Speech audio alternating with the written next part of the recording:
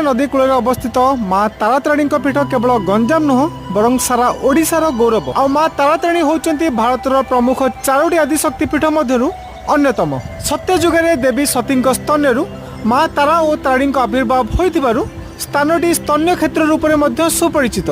गंजाम जिलार पुरुषोत्तमपुर एही भव्य मंदिरटी रही रत्नगिरी पहाड़ उपरे, जोठी कि आपण 999 सीढ़ी चढ़ी किंबा रोपवे किंबा एक अंका बंका घाटी रास्ता दे आसी पहुंची पारिबे। मंदिर को आसिया बेस्ट टाइम होची आफ्टरनून, जो समय आपण मंदिर थिबा लाइटिंग सहित गोटे सुंदर सनसेट को मध्य देखि पारिबे। आ डिस्टेंस कथा कहले बरहमपुर मात्र 30 किलोमीटर आ गंजाम मात्र 34 किलोमीटर डिस्टेंस आसी थाए माँ तारातारिणी पीठ।